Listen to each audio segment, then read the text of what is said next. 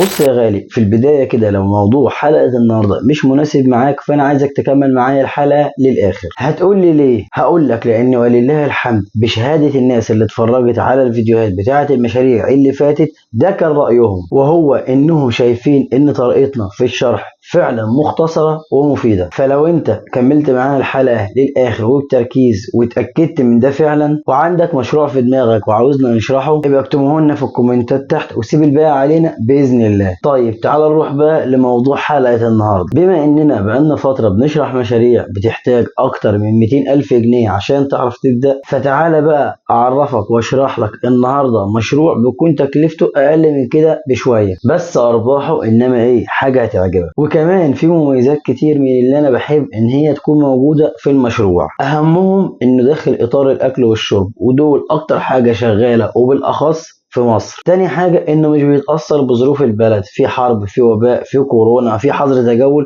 ولا يهمك يا باشا، كل ده مش بيفرق معانا لان مهما حصل الناس عمرها ما هتبطل تاكل. تالت حاجة والاهم زي ما لسه قايل لك من شوية ان ارباحه كويسة جدا. طيب ايه هو المشروع ده؟ هو مشروع فرنة عيش سياحي. طرطق لي بقى ودانك دي وهات كوباية الشاي بتاعتك وركز معايا عشان تاخد المفيد والخلاصة في المشروع ده. وان شاء الله اللي هتسمعه معانا في الحلقة دي مفيش حد على اليوتيوب شرحه ولا وضحه زي ما احنا ما هنعمل باذن الله. طيب في البداية كده عشان تبقى فاهم الموضوع هيبقى ماشي ازاي، فالحلقة هتكون عبارة عن اني هجاوبك على اهم 7 أسئلة أنت محتاج تعرف إجابتهم عشان تعرف تبدأ في المشروع ده، وهما إزاي أختار المكان، وإيه المساحة اللي هحتاجها، إيه المعدات اللي هكون محتاجها عشان أبدأ، ويا ترى أجيبها من فين وبكام، هكون محتاج كام شخص معايا عشان أعرف أشتغل، وهحاسبهم ازاي، او بمعنى تاني هيقبضوا كام، ازاي اعرف اسوق للمشروع، ازاي اعرف احسب ارباحي، ايه الحاجات اللي بتسبب خسارة لمشروع الفرن بالاخص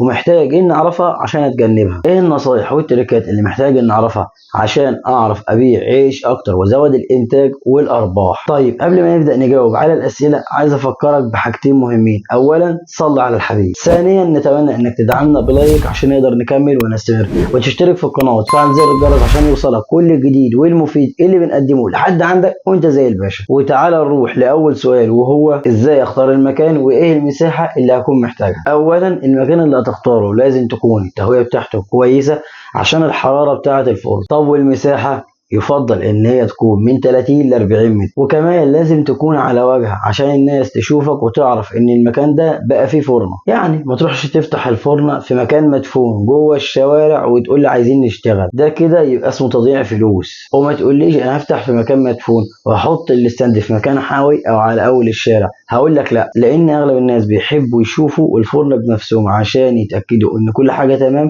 وده بيطمنهم اكتر. طيب نروح للسؤال الثاني وهو ايه المعدات اللي هكون محتاجها عشان ابدا، ويا ترى بتكلف كام واجيبها منين. عد معايا يا غالي، الفرن وده في منه نوعين، الصينيه والسير، وانا هنا بتكلم عن الفرن السير لان ده اللي هينجزك وانتاجه افضل واحسن. تاني حاجه العجانه وزي ما في ناس بتسميها الحله. تالت حاجه البانيو، وانا هنا اقصد البانيو فعلا زي اللي بيبقى موجود في الحمام وده بنحط فيه العجين لحد ما يخرج. رابع حاجه اسطوانتين غاز كبار. خامس حاجه الطاولات ودي اللي بنقطع عليها العجين. سادس حاجه الاقفاص. سابع حاجه الاستاند ودي اللي بنهوي وبنعرض عليها العيش. طيب بتكون تكلفتهم كام؟ تعال اقول لك، الطبيعي انك هتجيب كل الكلام ده من مكان واحد ما عدا الاقفاص، والسعر بتاعهم في المتوسط بيكون من 77,000 ل 80,000، والسعر ده بيشمل الفرن السير 3 متر و2 اسطوانة غاز كبار والبانيو والعجانة و35 طاولة وستاند 2 متر في 2 متر. وعلى فكرة لو جبتهم مستعملين هتجيبهم بسعر ارخص من كده بكتير. طيب والاقفاص ده بيكون ب 20 جنيه وبتحتاج على الاقل 40 قفص. طيب اجيب الكلام ده من فين؟ هقول لك اعمل بحث بسيط على جوجل لاماكن وتجار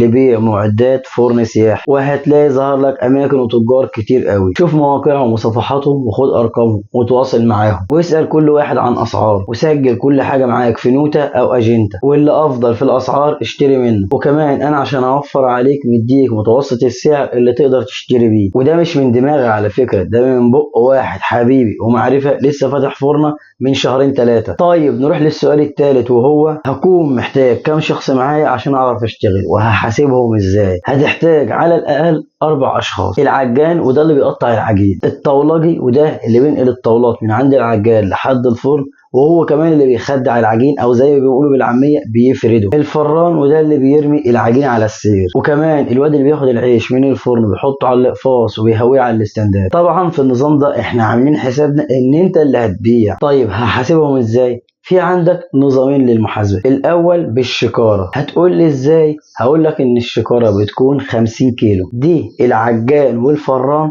كل واحد بياخد عليها 40 جنيه.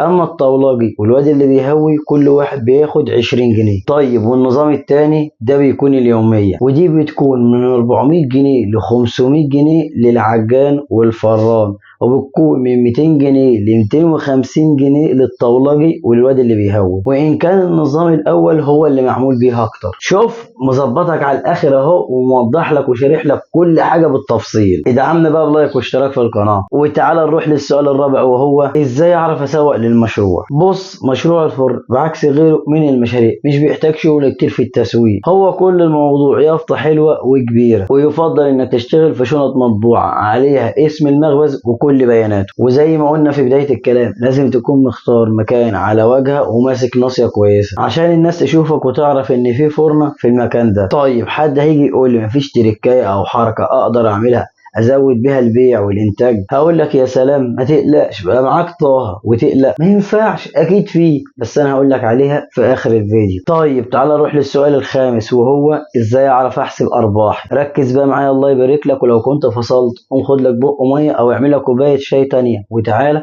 عشان دي اهم نقطه في الموضوع كله. بص يا غالي، شكاره الدقيق بتبقى ب 800 جنيه، واوقات ارخص او اغلى حاجات بسيطه. طيب وبتاخد قالب خميره ب 25 جنيه، وبتحتاج تحتها ب 25 جنيه رده على الطاولات، وبتكلفك زي ما قلنا من شويه 120 جنيه مصنعيه، وبتكلفك حوالي 50 جنيه غاز. وقول يا عم هنحط على كل شكاره 50 جنيه كهرباء وايجار وميه، وقول هتكلفك 30 جنيه شنط، يبقى الشكاره هتكلفك 1100 جنيه. وكمان ده انا كده حاسب لك شكاره الدقيق على السعر الغالي. طيب الشكاره بعد العجن واضافه الخميره والميه بتزيد تقريبا بنسبه 30%، يعني بيكون وزنها عجين حوالي 65 كيلو. وبما ان الرغيف ابو جنيه بيكون وزنه 50 جرام، يعني الشكاره بترمي معاك من 1250 رغيف ل 1300 رغيف. وبما ان الرغيف بجنيه والشكاره بتكلفك 1100 جنيه، يبقى انت كده مكسبك في الشكاره الواحده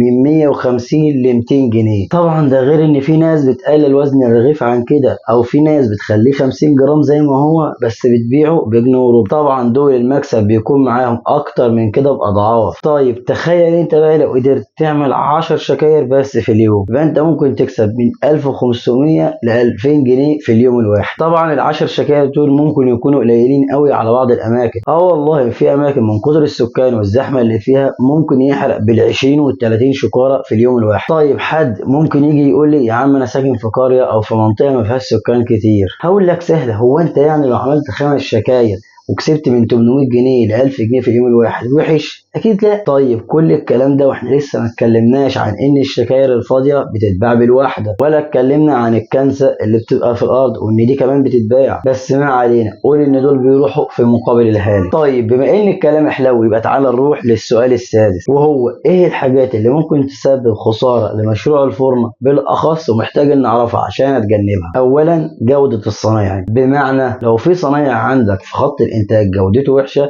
يبقى حاول تركز معاه، يا اما يحسن من نفسه يا اما يمشي، عشان لو في واحد بس في خط الانتاج وحش فالعيش هيطلع في الاخر مش احسن حاجه، والناس ساعتها مش هتشتري. مش عاوز حد يجي يقول لي ان ده كده قطع ارزاق، لان فعلا من كتر الاحترافيه اللي بقت موجوده عند الصناعيه في المجال ده الناس ما بقتش تحب تاخد عيش معجن او مكسر او فيه مشكله. تاني نقطه الكهرباء، بمعنى وارد قوي ان النور يقطع وانت في نص العجن، او تكون عجنت والنور يقطع بعد ما يكون العجين خمر، فساعتها الفرن مش هتشتغل والعجين كله ممكن يبوظ منك. بص عشان تتفادى حاجات كتير حاول بقدر الامكان توفر دينامو معاك من بدايه المشروع. ثالث نقطه المواعيد، بمعنى لو انت ساكن في منطقه حيويه وزحمه باستمرار يبقى لازم تشتغل اكتر وقت ممكن. اما لو انت شغال في منطقه ارياف واغلبهم موظفين فما ينفعش انك ترمي شغل طول النهار، لا انت هتركز على الثلاث ساعات بتوع الصبح وزيهم اخر النهار. رابع نقطة والاهم، ما ينفعش في وسط الدوشة والزحمة دي كلها من صنايعية شغالة وبيقبضوا لمستلزمات زي الدقيق والخميره بتشتريهم وفلوس داخله وفلوس خارجه، ولا واحد يقول لك سايبينها بالبركه. ما ينفعش يا حبيبي، لازم تسجل كل حاجه بالورقه والقلم، ولازم تصفي كل يوم بيومه. طيب عرفنا النقط اللي محتاجين نتجنبها، يبقى تعالى نروح للسؤال السابع، وهو ايه النصايح والتركات اللي محتاج اعرفها عشان اعرف ابيع عيش اكتر وازود الانتاج والارباح. بص يا غالي، لازم ولابد تركز مع كل مكان ممكن ياخد منك عيش يستخدمه او يبيعه، زي المطاعم، سواء بقى مطاعم الفول والطعميه او مطاعم المشويات او غيرهم من المطاعم. وكمان ممكن تركز على اي سوبر ماركت قريب منك او انت ممكن توصل له وتنزل له عيش، ودول ممكن تعمل لهم نسبه، بمعنى انك هتبيع لهم اقل من الناس بنسبه 5 او 10%. يعني ممكن تبيع له ال 100 رغيف ب 90 جنيه او ب 95 جنيه، ولو كان هو مطعم هيستخدمه، ولو كان سوبر ماركت هيبيعه بالسعر اللي هو يعجبه. وركز قوي في النقطه دي، لان دي لو اشتغلت عليها لوحدها صح